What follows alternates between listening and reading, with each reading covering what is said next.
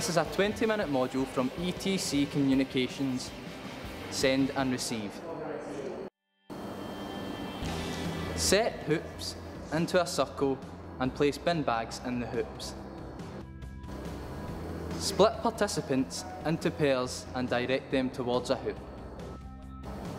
In their pairs, number themselves number 1 and number 2. Number 1 step into the hoop. Number 2 take the bin bag and blindfold themselves. Once number 2 is blindfolded, the leader will then scatter cones inside the circle.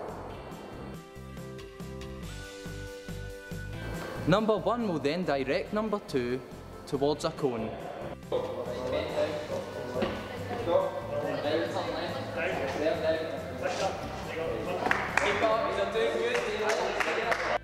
A discussion will then take place using the model of the game and a communications model, Send and Receive.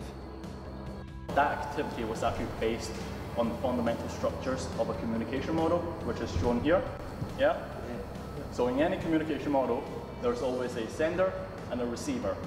So can you guys tell me who was the sender and who was the receiver in that activity we just participated in? After this, the roles will now be reversed, with number 1 now blindfolded and number 2 directing. However, there is a difference. They must use non-verbal communication. For example, clicking can mean left, clapping can mean go right, and stamping can mean go forward.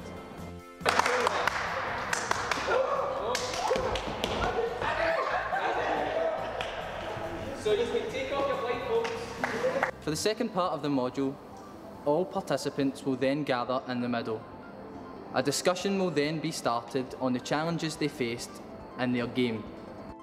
So what do you guys think of that version of the game compared to the first one you played? A lot difficult, yeah? Why? Because there's a lot of people around you and obviously they were doing similar noises and you're trying to listen to the same. Yeah. Because you can't recognise voice anymore. So you guys can realise how difficult it is to communicate without using your voice. What that also shows is that there are so much barriers to communications. From this, they will then have to tell us the challenges faced in a sports setting and in a life setting. The participants will then be split into 2 groups and both groups be given pre-made cards of challenges they may face.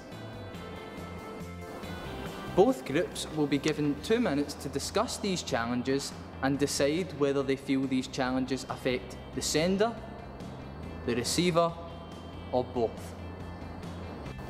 The groups will then take part in a relay race in which the 2 groups will gather behind a cone. They must run up then to the 3 headings, sender, both, or receiver, and place the 1 card which they think under the appropriate heading.